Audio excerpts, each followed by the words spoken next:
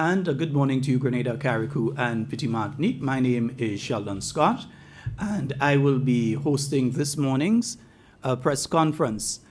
And with me this morning, we have former Prime Minister, Dr. the Right Honorable Keith Mitchell, political leader of the New National Party and leader of His Majesty's opposition. And as promised, he will continue to have these engagements with the media and the nation, speaking on varying and various issues of national importance. So at this time, I'd like to turn over to Dr. Mitchell, who will be having his opening statements in relation to various issues. Thank you, Sheldon, and of course, good morning. Thank you, Sheldon, and good morning to your audience throughout the length and breadth of Grenada, Carriacou, and Petit Martinique, and the wider community as a whole. As I promised the last time, I was going to make this event a monthly exercise, and therefore this is the second one after such a commitment was made. In beginning our program this morning, the issue I first want to talk about, to mention, is the present economic state of our country.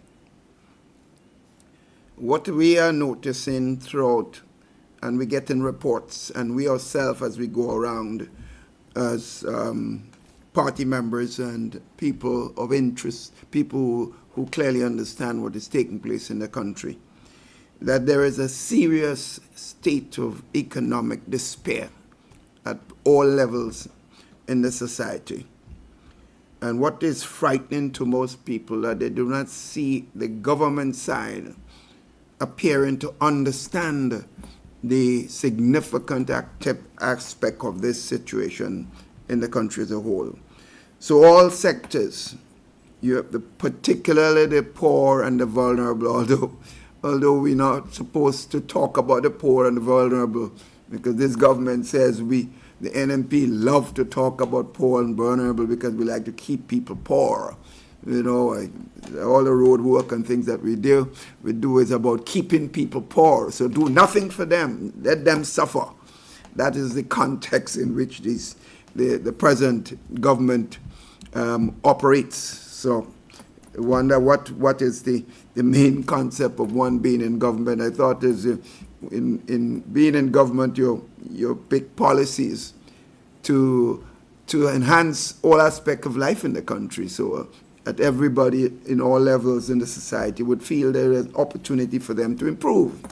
But government must always have a focus on the poor and vulnerable. If you don't do that, then you're failing in your responsibility in government. In Great America, there are poor people, and you hear the Democratic administration and other administration talking about initiatives to help to the poor and vulnerable in specific areas of policies of government. So you have the lack of road work in the country, the mass of people at different sectors. What we provide is support to ensure not only we clean our streets, but also provide some basic help for the people that need them the most. The farmers, the fishermen are balling out in the country. They're having difficulties providing the support to their families. The fishermen, in many cases, have catches that they get, but are unable to sell them. In some cases, they have to drop their price because the lack of sales. The market vendors are complaining because they have to sit in the hot sun all day, literally so, and are unable to be able to make a few dollars to survive. I recall that when we were in government, we helped trying to help the market vendors. We placed a number of them at the stadium with coverage so that in the period of the hot sun that they will do their business and so on. And most of them became comfortable. This government came into office and for whatever reason they just dismantled these shelters for these poor people, which is unconscionable in every single respect. So the small businesses in the country are crying out. There's a lack of business in the country as a whole. the busmen, the taxi men are bawling. And most of all, the cost of living. Every day you go to the supermarkets at all levels, at the shops around the country, the prices are going up you can't understand what is taking place in the country. And one cannot really blame the shopkeepers and the supermarkets, because they, of course, are having to deal with the prices to buy the goods, to sell, to make a profit. So the whole thing is that there seems to be no order, no attempt to deal with these present high increases in a time that the poor and vulnerable, as I mentioned before, are having great difficulty surviving. So these are all major problems. And what is frightening is that this government continues to almost be a fetting government. You know, every time you turn on any aspects of what they're doing, you're seeing a fete here, a gala here, a party here, a celebration here, and a fete here. I recall when we were in government, and there was a period where things were tough, and so on, and that happens intermittently in government. We cut back on all entertainment activities because we feel that the monies that we're spending on parties and, of course, social activity among ourselves should be spent on helping the poor and vulnerable people in the society. So I find it the complete opposite with this government. While people are suffering, these members in government and ministers are having fun. The last parliament session, I understand, we had about 3 caterers with all sorts of things, wine and beer and alcohol and so on, while people are seeing trouble outside there. I am not going to be afraid to speak about that. They have to defend these things because it is not, in my view, it's unconscionable. So while poor people are suffering, while you're taking out $150 from a poor person who can hardly survive, a poor lady who maybe, later years, a poor man in her later years of life, you yourself criticized and said the World Bank said that we should be raising this thing to $650 and not $450. You said that when you were campaigning. You come into government, and what you've done, you cut back. you cut back the $450 and take out $150 from the same people that you said that the World Bank claimed were not being given sufficiently. And at the same time you're doing this, you raise the salary of ministers by $2,000. So it seems like this government attitude is that this thing is about us. We come into government, NNP was having fun, that's what they thought. And this is our time, so to speak. And strange enough, one of those persons in government said to me recently, Doc, you have to keep quiet. This is our time now. You had enough time.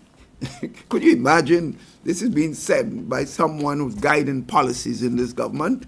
I'm not going to call a name. The person who said it to me couldn't afford to tell the nation that it was them who said it, and so on. I have so many other issues that I would like to mention. The housing issue and of course, the social services issues in the country that are supposed to be meant to help the poor and vulnerable. I hope that later on we will expand on those issues because the housing situation is on one of that proposal to deal with the housing that is creating massive problems in the country. It seems like every time there's an issue that the poor people should benefit, this government has decided to put pressure on the poor people of the country. The oil and gas issue is another one. Brother Gregory Bowen spoke at length recently about all details of it, and it's frightening that some people, even the leader of the country, would go and would pen part of the presentation, the Governor General's speech, throne speech, to say that they can't find information on the oil and gas, and he's in government for almost 18 months. And he can't find anything on oil and gas when this thing is all over the place, which is clearly another lie again, because clearly this, and Gregory has given, have shown the nation and told him, the Prime Minister, where he can, he told him persons who he can speak to, ministries that he can go to and find information. I understand when I made the statement afterwards that is another lie. He said he's calling on me to tell him where it is. I'll find it. If he wanted to know where it is, he should have left NNP in government. NNP would have found it and continued to do what we had to do, and not campaign to be in government, and today you're complaining about what you did not find. But there we know the history of this government, the lies that have been consistently told at the top level of government. You remember the Polish ambassador? We had this cabinet conclusion that the NNP will literally stole $150,000, $140,000, sorry, you couldn't find it. And they have the cabinet conclusion for 290, when in fact there was no such cabinet conclusion. And up to now, we calling for the cabinet conclusion. And up to now, we can't get it. So you heard the contract work is illegal. You remember that famous statement before they got into office? When they get into office, they have the expanding contracts and come with all kinds of fancy legalistic jargon and sidestepping issues to fool people and believe that they can get away with it. The issue of free education, another nonsense again, when in fact the NNP government was providing tuition for those who cannot afford, and providing books allowance, free books for those persons who can't afford, providing transportation allowance, uniform allowance. NNP had broadened this thing. It's my own personal view, and I've said it. If the country has enough money to give everybody everything free, free books, free tuition, free transportation, and I say, and we have oil money running, I say give everybody. But in a time that you're claiming that things you have difficulty and shortages, and you have to cut back on poor people seed program and so on. In a time that you have this, you tell him you're giving free tuition to everybody, and that's it. And you're not talking about the transportation allowance, you're not talking about uniform allowance, you're not talking about providing additional support to the poor people so they can buy some food and so on. So what is that? What is that meant to be? Because to me, if people who can afford, and they have their kids going to school, and they can afford, if I have a son going to school, I don't need free tuition. Take that money of free tuition you give me and people like me, and give transportation allowance, uniform allowance to the poor people of the country. This is what, because the emphasis, as I mentioned, and I have to go back to that over and over, government is, the people getting into government would have policies and programs to advance the development of the country for all sectors, programs and so on. But the government, every government must have a focus, a specific focus on dealing with the poor and vulnerable. And this is another focus that we're talking about. Another lie again about the 2 planes. We're going to buy 2 planes and so on. We hear nothing about that. We're going to build a highway from St. George's to Sates, Now we're hearing about a new hospital and so on. Every day is another fancy idea that comes without thought. Like when you're in cricket and you don't know how to play the ball, you just fire back, you whoop. You're whooping and whooping. If you connect, you connect. If you don't connect, well, to hell with this. That is the attitude of this government. You have hospital services now. Health has always been an issue, no matter which government is in office. There's been problems. There's always a concern that we can provide more help, more this, more this. Today, it is worse than it has ever been. You have a basic medication for blood pressure and basic sugar and other basic problems that people face. There are shortages there. The staff nurses are complaining about the morale of the hospital. The doctors are complaining. And you have complaints all over the place. They cannot see the level of ministerial direction is extremely poor. And so on. You have these problems. lack of basic support.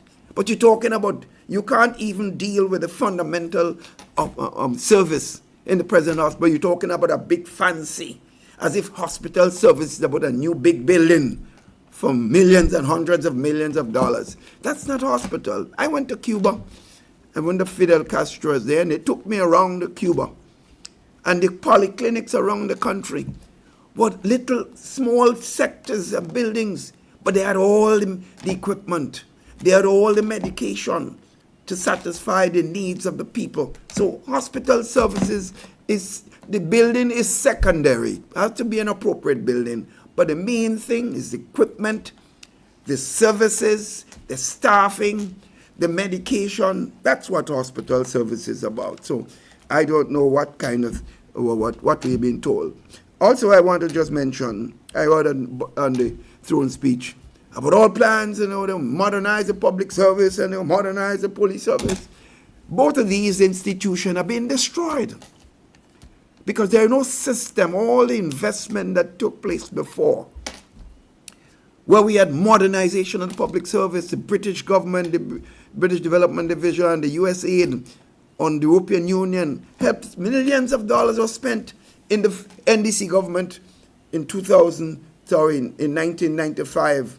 1990 to 1995, they invested in modernization of public service, and they started the whole question of a Department of Public Administration to have to modernize the public service, to put systems in place to make people are promoted based on performance, to make sure that when you have to take decisions of lifting services, that certain persons with certain skills, these were put in place by the former NDC government, and we came into government. In fact, we were in opposition, and the NDC government then did ask the staffing, the public service, to talk to the opposition in case there's government change, to ensure that they certainly would support the process, the views on the modernization of the public service. We were involved, many members of the opposition, so when we came into government, we followed up, and millions were spent.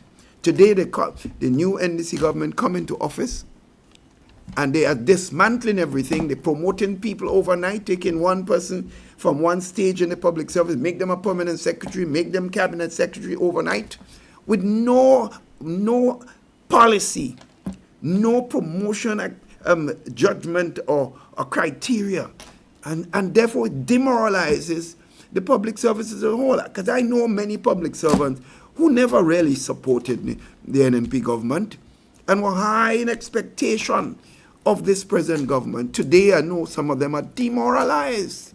So, because they cannot understand the persons they voted for are treating the institution that they claim they love in the way they are doing. And I just mentioned briefly, before I stop here and give the audience a chance to ask the question for Sheldon to lead this exercise going forward. Too much wastage in the government public service. Ministers are traveling, staff members are traveling, everybody doing their own thing.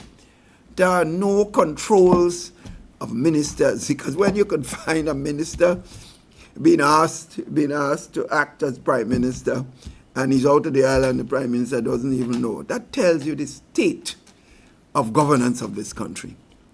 And when you tell you another person has to be named acting prime minister, that could never happen under Keith Mitchell-led government over the years. You cannot, as a minister, leave the country without the knowledge of the prime minister and without the knowledge of his cabinet members, because that's a fundamental responsibility of a cabinet member. So one cannot blame the members. What is taking place in the country today within government and the lack of government has a lot to do with leadership and the lack of it. I am almost sympathetic to the young members of this government, in the sense that they need guidance, they need support, they need advice, and what they're getting is clearly do as you want. Do as you want is like a playground, everybody. Then the next thing you hear, we spending money on $7.5 million for independence celebration. Fet.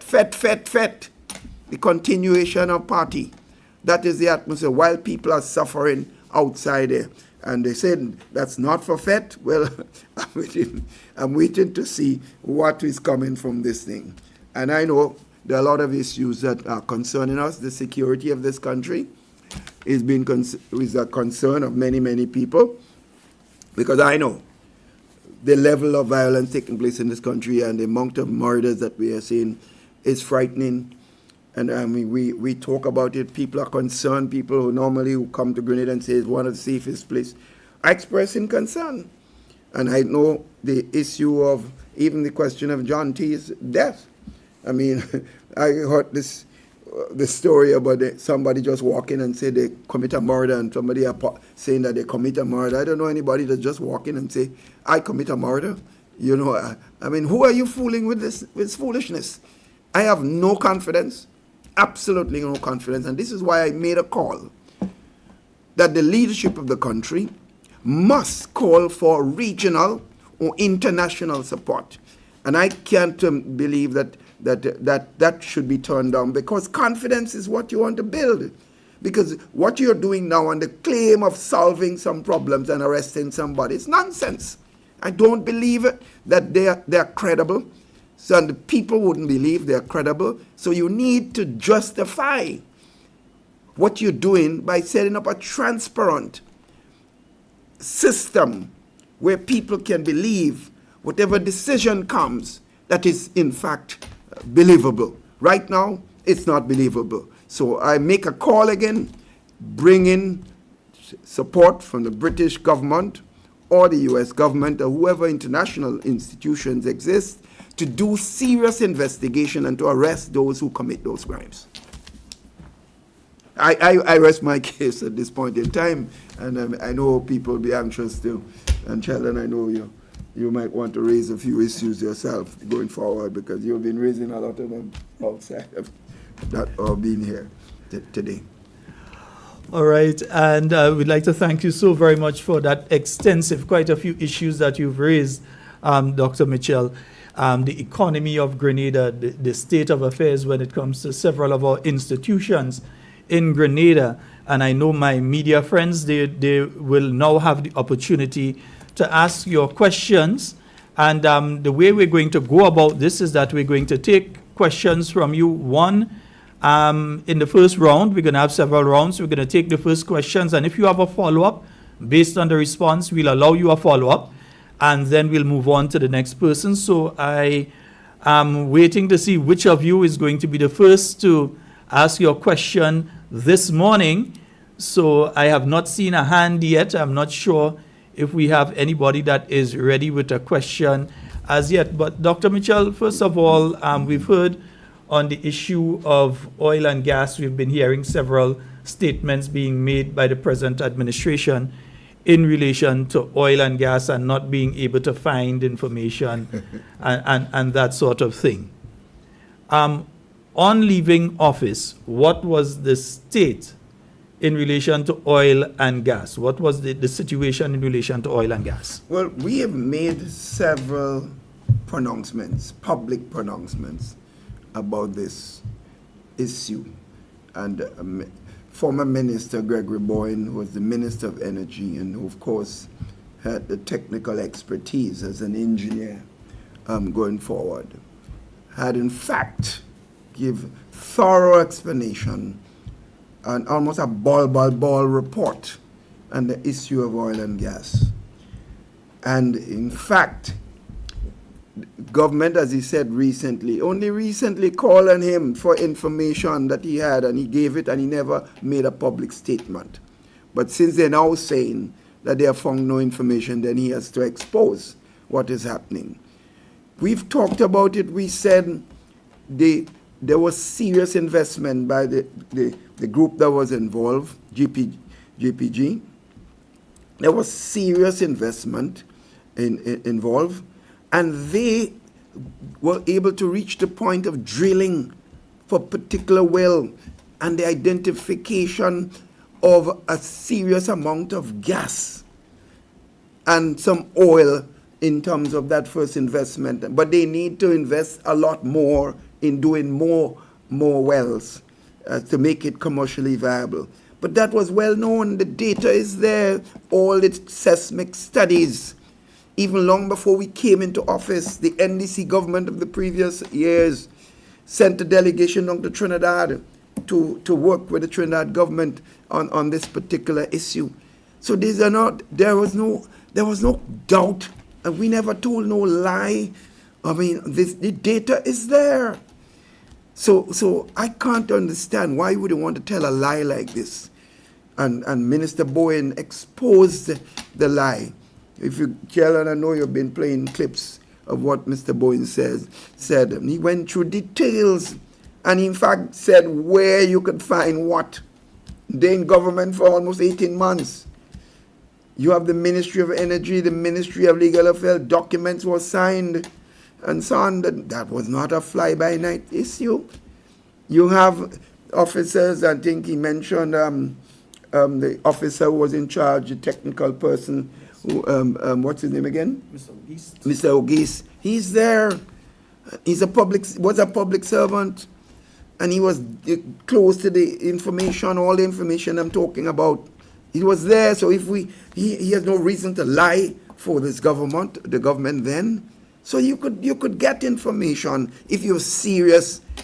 Do not want to just malign people, always trying to character assassinate people to make yourself look good at the expense of others, instead of governing the country and improving the lives of people, not just enjoying yourself, joyriding all over the world and enjoying yourself in gala functions all over the world while people are suffering in this country. People are suffering, gentlemen and ladies and gentlemen of the government. People are suffering.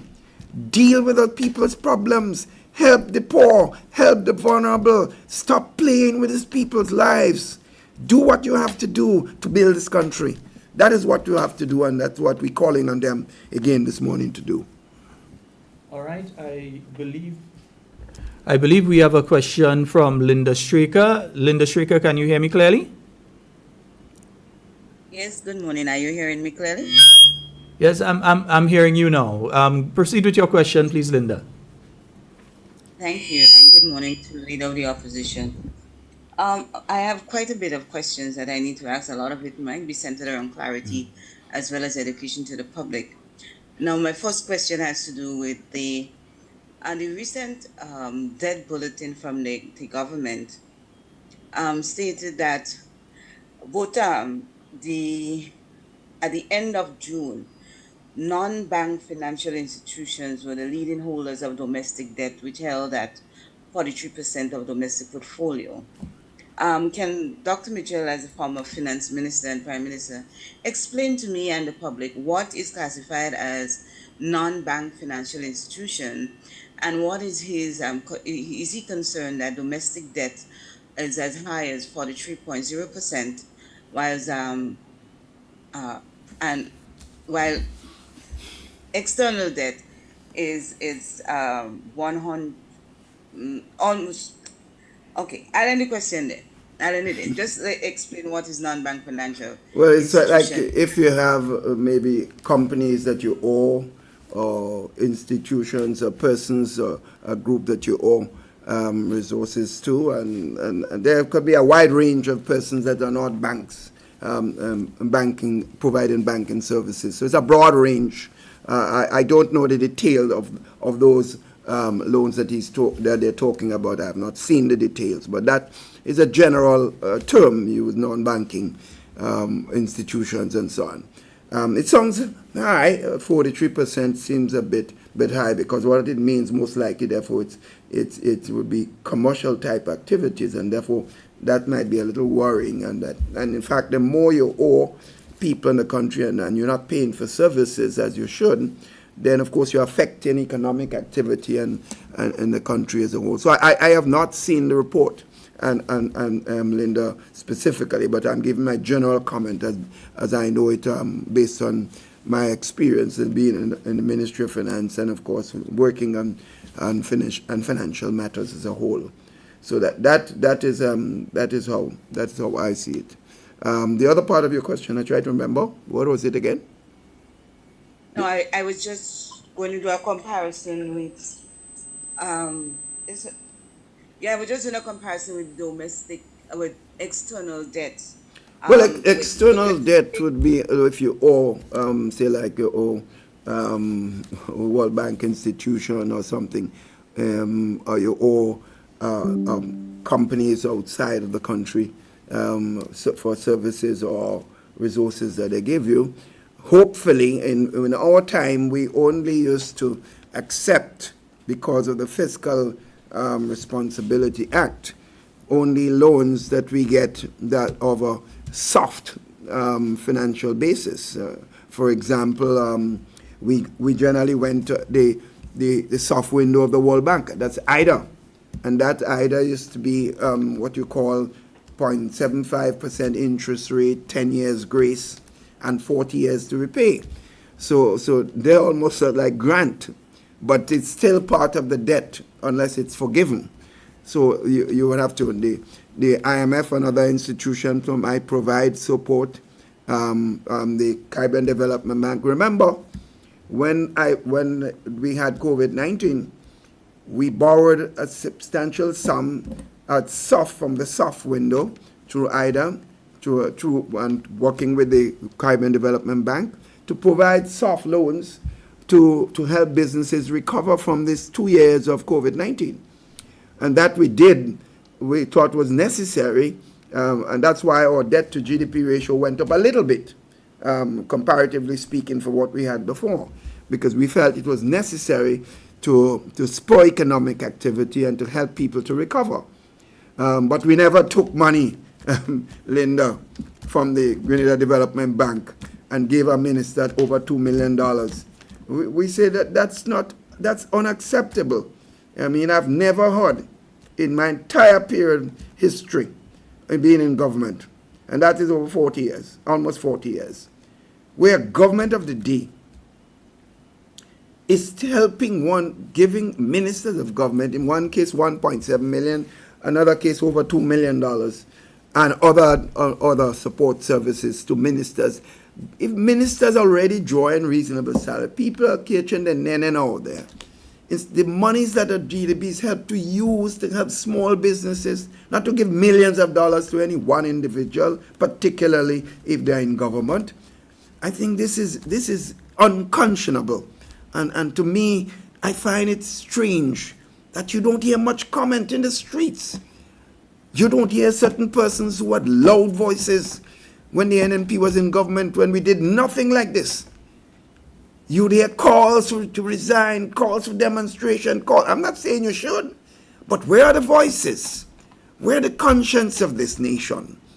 Where are those persons who are so active? And I find I hadn't hearing much from the trade union these days.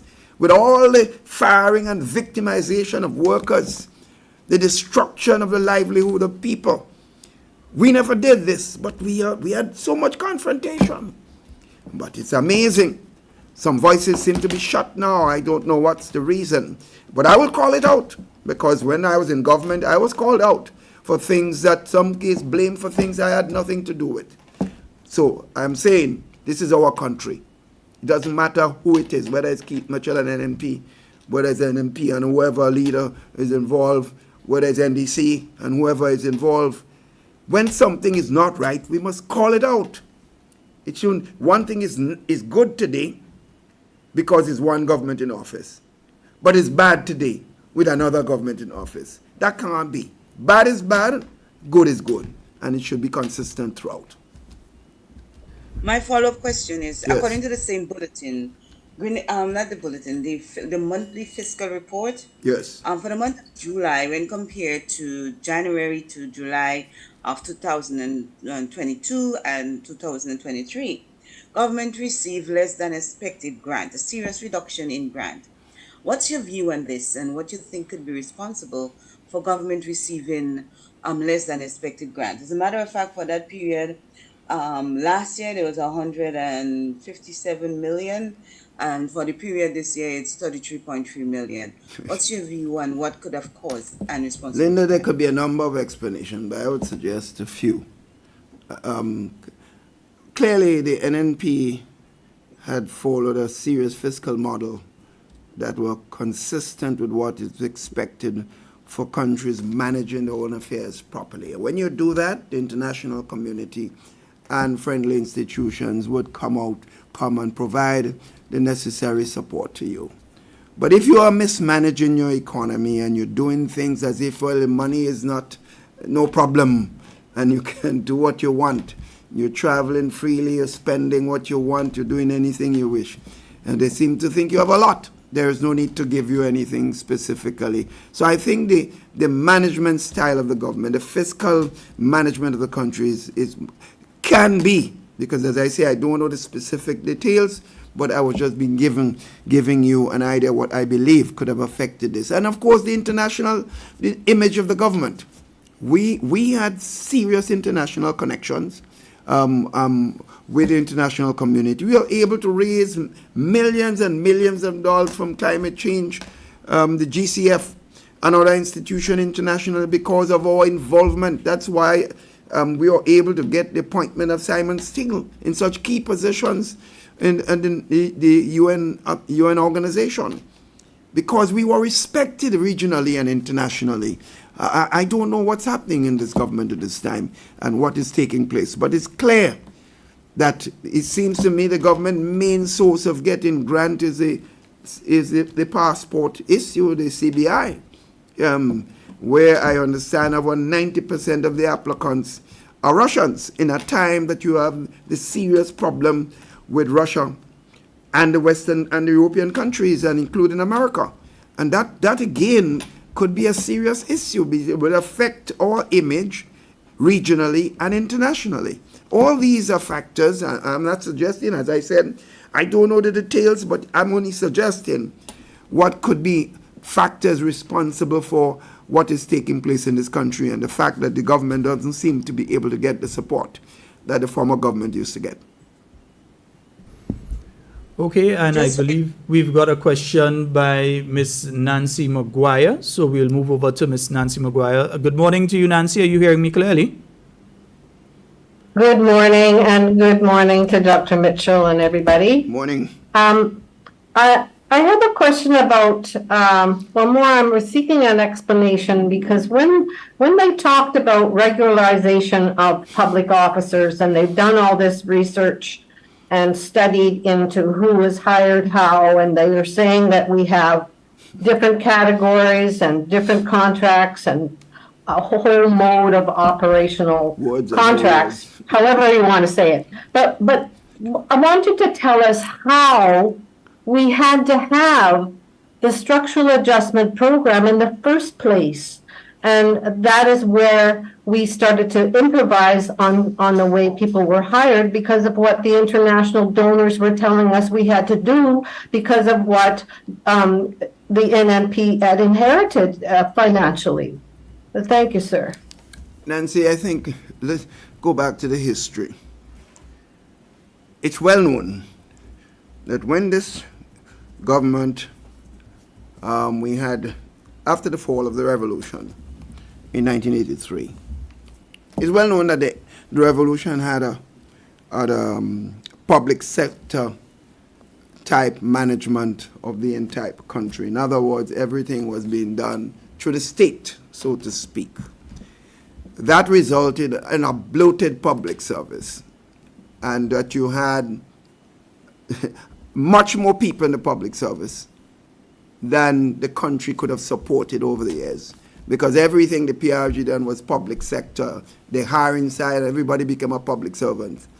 The government then in 1984, I was part of the government, I was of course clearly not just a minister of government, went to a structural adjustment program and retrenchment program and took a lot of political licks, because the international community insisted that unless we reduce the size of the service, they got studies done, and the USAID and the British government and the European governments and all were involved and so on. And the studies were done. I hear they're trying to look at the appropriate size of the public service. That was done years ago. And so this was done to help to provide the necessary reduction in the government monthly revenue for recurrent expenditure on salaries specifically so. The government in 1990 to 95, that was the NDC government led by Nicholas Brafitt and George Brezan.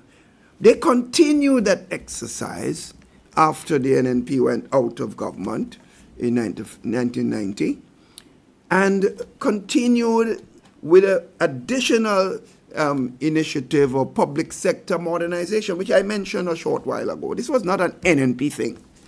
And they continued it and involved us in opposition. So when we came into government in 95, we continued that exercise. We continued for the years onwards until 2008. The NDC government came in, and to some extent, I would say they kept that formula.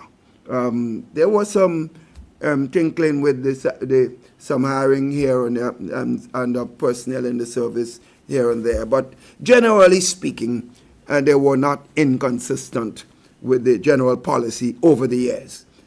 It is only this government that seemed to forget that all this work was done and that their own NDC government were a key factor in where we are today with respect to the public service management system.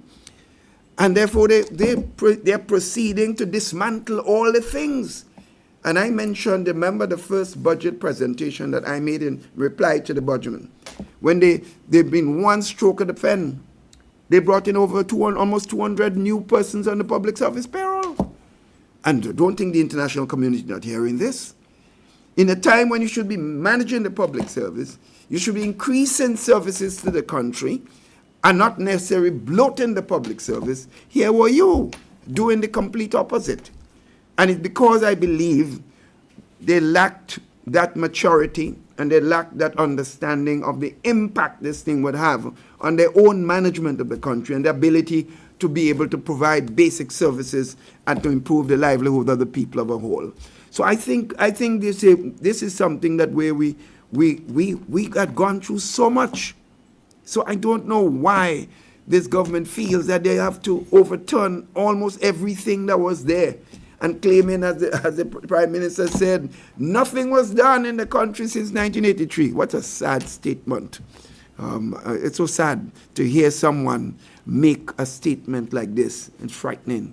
And so Nancy, that's where we are right now. Any follow-up question, Ms. McGuire?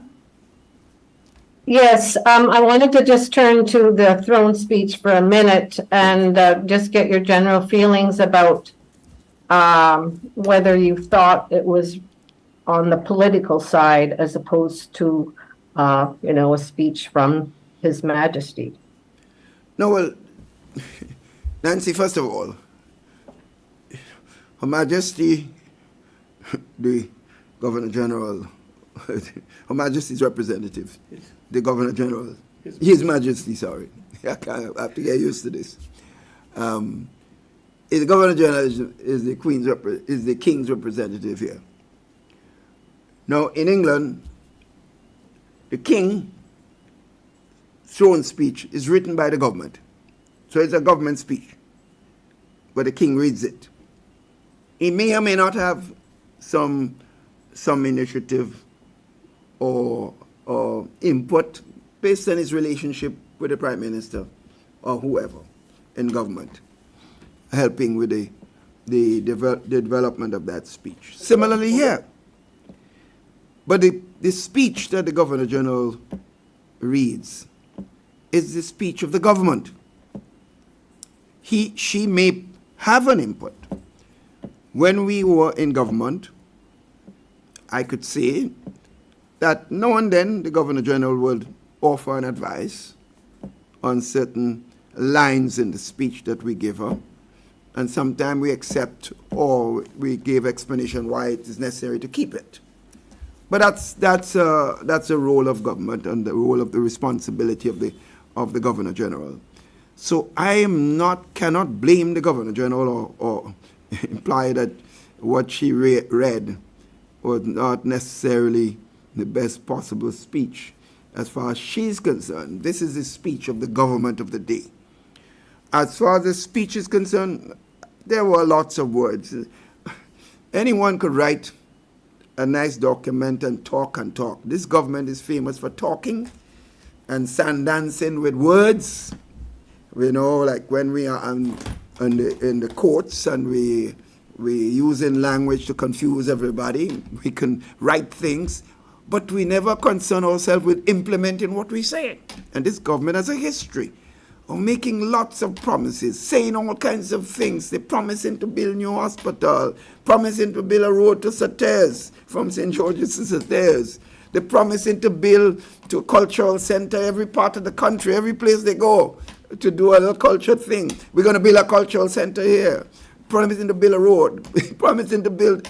This government makes statements, but check their record to see what they have delivered during almost 16 months or 17 months of government so far. So I expect nothing else from this government. More talk, more let down from the population standpoint, and the fact that more words and more words. That's what I see, and I think they're becoming very famous of telling things that are not truthful, and later on have to be able to almost side dance in explaining why things are not done. Dr. Mitchell, before we move to another question from another member of the media, yesterday we heard from the Housing Authority of Grenada in relation to the housing units the Chinese built and granted, and I know I'm using those specific words, Chinese built and granted housing units that were given to the people of Grenada. We heard a situation where individuals now have to pay upfront, go to a financial institution and pay upfront. You were the Prime Minister who secured these houses, and those that should be coming, you were the Prime Minister that secured these for Grenada. What say you in relation to the present situation? The first thing I want to point out is this government has a tendency to behave as if the previous government had no right to be in government. When the previous government had an absolute majority in Parliament, voted by the people of the country in several years, several times. And therefore, everything we did, they tried to undo it, even when it is in the best interest of the country, because we had no right. Keith Mitchell and the NNP were so wicked and bad, they have no right to making any decision, so we're going to change everything, and so on. After Ivan struck this country, and we had engagement with the Chinese government, myself and the former foreign minister of Grenada, my dear beloved friend Elvin Nimrod, deceased, went to China officially. And we told them or asked, in addition to the financial aid and other things that were given to the country, they asked for the priorities of the government.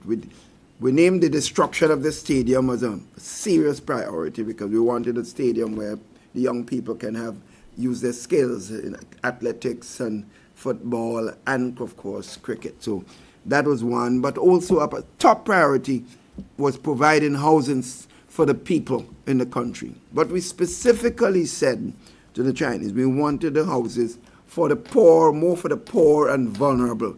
So we wanted thousands of houses for the poor and vulnerable.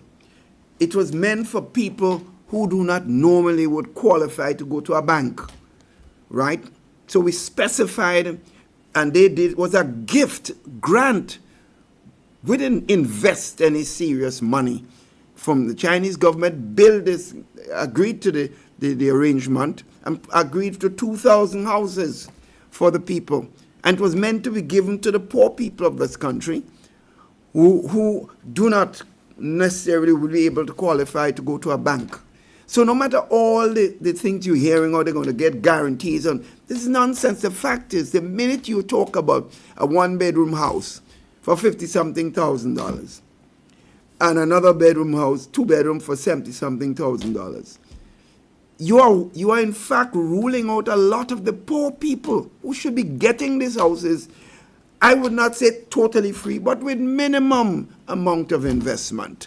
So that if you ask somebody to pay a 200 or some case less than that, and some case a little more a month, but these houses were for them.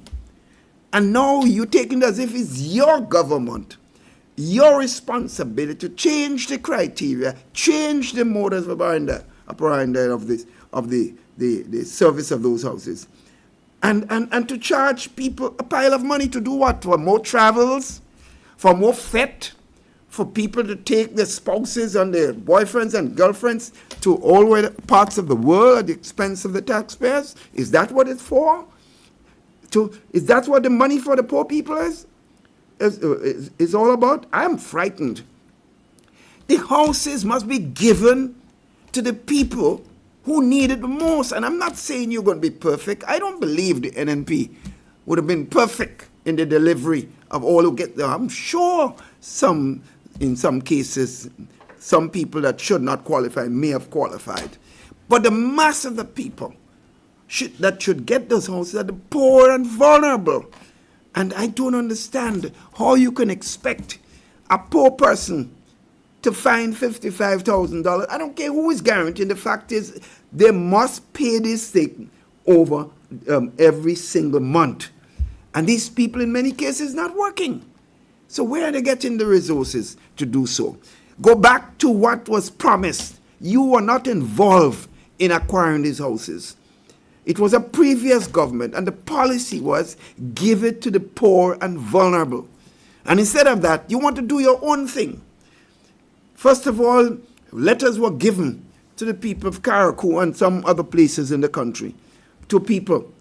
They want to withdraw those letters as if they don't seem to realize. I say to the people of Carriacou and anyone who receive a letter, I say sue the government. And I'm guaranteeing you that if you have a letter from a previous government saying that you have a house under certain conditions, no government afterwards can come and take it from you and say they're changing the condition. If you go to court, and I'm suggesting some lawyer or lawyers should be involved in taking a case to deal with this government and going against a basic decisions and agreement that was made already. These houses are for these people. So unless there is a mistake or some error in a particular areas or person based on the criteria, as long as that is not done, then these people have a right to receive those houses. And I'm suggesting people who receive letters from the previous government for houses under certain condition should not just lie down and take it. This government is behaving like if we're in a dictatorship, but if it's a revolution and they can do what they want. They cannot do what they want. They have to understand this. This is the people's government. This is the people's resources. That's not NDC resources. It is not Dick Mitchell resources. It is not Keith Mitchell resources. This is the people's resources, and they must respect that. Dr. Mitchell, one follow-up in relation to that particular issue. Even if the folks are going to have to find finances to get these houses, and so what approach should the government have taken instead of sending them to the financial institutions as they have done? My friend, I would suggest that whatever approach they're taking, to me, as long as the people have to go to a financial institution, most people will not qualify based on the resources they have, that they do not have. And to me, it's frightening, because anytime you go to a bank, you have to find lawyer fees, you have to find certain facilities, all kinds of things are involved. The fact is, a lot of people would be very reluctant, and those who need it the most. In fact, what you would find out, a lot of people who really do not need the houses and should not normally qualify will be the people benefiting from those houses. And those whom we negotiated for the houses from the Chinese for would be the ones, generally speaking, I'm not saying in all cases, that may not qualify and may not get those houses. So I'm not going to go on who should go to where and what institution. The fact is, these houses are the people's houses. This is not NDC houses.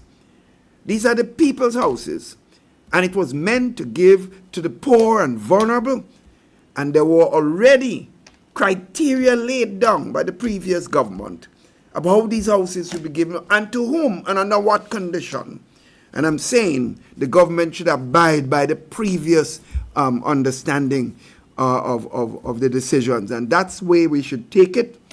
I cannot be talking about going to GDB and going to NIS and going to this and going to that. I don't know, honestly. I think it's attempt by the government to raise money and to take it from the poor and vulnerable as they custom doing, and to have their joyride in enjoying themselves and having more galas, more fete, more party, $7.5 million for 50th celebration. You're going to see parties parties and more parties, spending money and enjoying yourselves while the people are suffering in the country as a whole. They should take a walk around the country, you know. These government ministers and people making decisions in government, go into the country and pass around the blocks, walk around, pass in the shops that where people used to congregate and having fun and relaxing and enjoying themselves on a weekend, on other days in the evening, and see how empty these places are. The regular places where people lime and you see people getting together for social activities, that's gone. Go out in the country. I remember in Parliament one time somebody's asking, how could we know that the economy is in bad shape? Well, I had to laugh because they didn't write a paper on the economy. You don't have to rely on some intellectual document written by somebody sitting in an ivory tower and so on. The average man is his own economist because he goes out there and he feels it.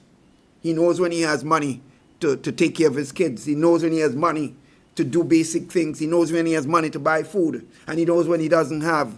That's the economy. That's his economics. He doesn't need me to tell him that things are bad or good. He feels it. And the government must understand it's not your data coming from some document that you make up or you try to give impression that is nice.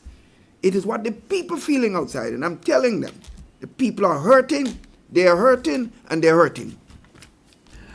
All right. We'd like to take a question. Linda, I see your hand has been up quite a while. Linda Straker, we'll take your question at this time. Thank you. I didn't realize I didn't lower my hand, but thanks. My question is moving a bit away from the economy. What is Dr. Mitchell's view on the decision to declare October 19th a holiday? And what is his view on twinning it this year with the 58th Independence celebration? First of all, let me think. I think it's a very controversial decision. I think some people may be happy and some people will not be happy. First of all, I don't think it should be twinned with the independence celebration. I think they should be two separate events. And whatever the views, you can solicit people's views on the possibility of October 19. I do not necessarily think that initiative was necessarily a smart one.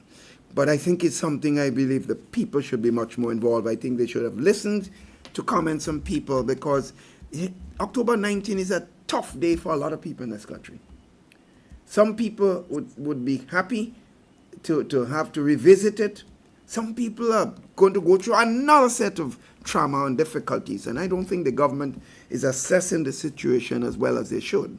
I would not have taken the initiative to do so at this time without a tremendous level of consultation throughout the length and breadth of the country, because I think might be raising up a lot of eyesores that can be very tough for a lot of people in this country. I see people break down and still crying about their loved ones that have been lost on that fateful day. I'm not sure that some of these people are necessarily would be very happy having to revisit this at this particular time. And that's up in the air, and I don't think it's necessarily the best thing.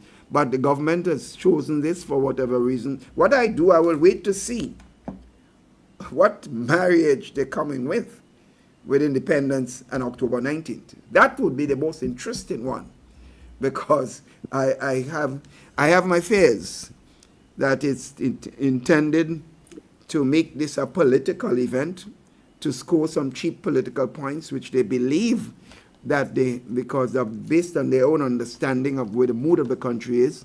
But I'm not sure that they're reading this country well. So let's see what happens going forward. My follow-up question also is, on the 22nd of September, the government gazette had a special notice in it. And among the notice was the revoking of 89 diplomats who appear to have been appointed during your time. Have you seen that gazette and gone through the list? I heard about it, but I have not seen it. But it seems like what you're saying is factual.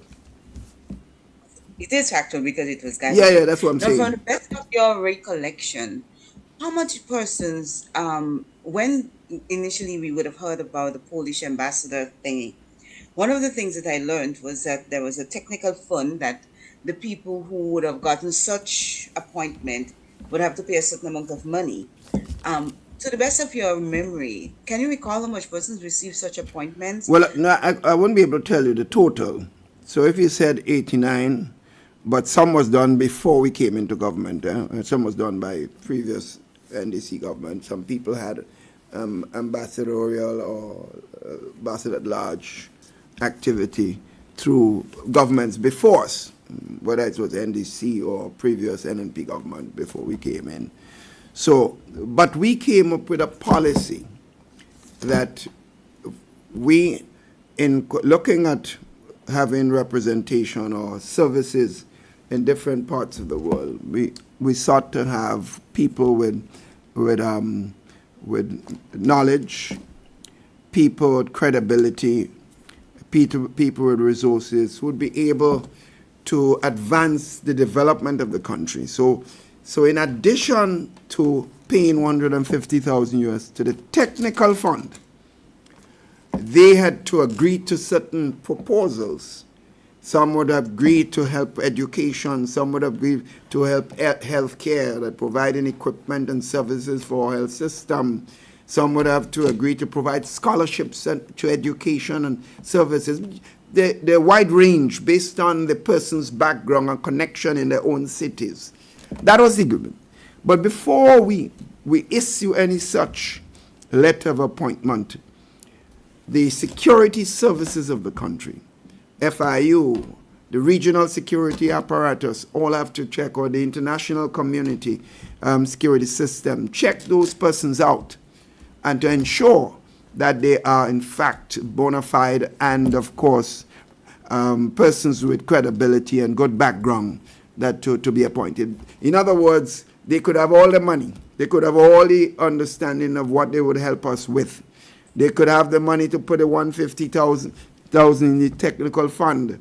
And by the way, the technical fund is what it says it would when you wanted to provide serious technical services in the country, and the government cannot pay the salaries or the kind of fees that these persons require, but we need them, we use the technical fund. And I want to say this. While they have taken, as you said, they have nullified all these appointments. We left almost $7 million in the technical fund. I don't know what has happened to it. They should have been returning those money to those people. See, if you did not like the proposal and if you felt that the person should not be appointed, then I don't know why you should be keeping the money that they gave.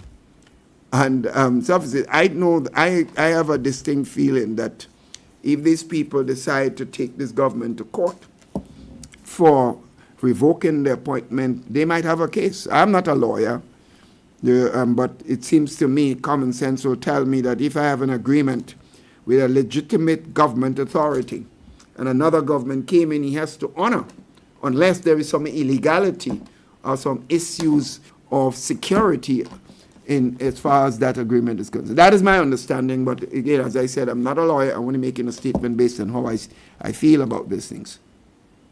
Just for some further clarity on this, would your government have turned down persons who would have applied to become this ambassador's badge through the technical fund? And the link to that, immediately upon change of government, we would have heard of someone from Nigeria claiming that they were appointed by the current prime minister. Yes. To the best of your memory and knowledge, can you recall whether or not your cabinet would have made a conclusion to appoint that person and it was not done, so he was caught between transit? What's your knowledge about that No, person? I ask those who are involved because, as you know, most of these things originated through foreign affairs. And of course, we ask before it gets to cabinet, and we check, of course, for the security checks. We check the background, we got information before the cabinet would give approval. We don't, not, in my case as prime minister, I hardly ever knew the individual myself personally. I hardly ever knew them. But we check their background, we check their ability to do what they say they're going to do, and of course the technical fund, the resources technical fund was satisfied before they appointed. I asked around, and none of the members, the cabinet members that I've asked, could recall the names of that person coming up in the cabinet, because I didn't want to make a statement and say it didn't happen during our time, and to find out it did, because I was not, as I said, not too close to the names specifically of these appointments. And in every case, they've said that they don't know, they have not seen that particular application. They don't know that. So that's what that's my version of what I've learned. What I understood is that the gentleman came and met with the prime minister, and there was seemed to be an understanding. I don't want to go any further because I don't know a lot more than this. Thank you very much. And my final question for this round. In your opening statement, you mentioned about the person who has been arrested and charged for the death of Mr. Robinson, John T. Yes. And you expressed some doubts. Why are you expressing doubts? Because first of all, I believe... You have information that we should be aware of. No, repeat that. Repeat that. Sorry, I intervened a little early. No, my question was, why are you expressing doubts about that person walking in and saying, I did this crime? No, first of all, you have to accept the fact that various institutions of the police force has been dismantled since this government came into office, right? And other people have been placed in a position, and the decision appears to be purely political, not in the interest of security of the country. The Commissioner of Police, who was doing a reasonably good job, for one reason or the other, he's out. The FIU, which was identified as one of the best FIU in the region, as identified by regional governments. Most of the professional persons, they were not NNP sympathizers, they were professional persons, were moved. The security apparatus for investigations, a lot of the personnel, many of the police officers, key police officers, are leaving the force in droves. Other people have been brought in purely on the basis of politics.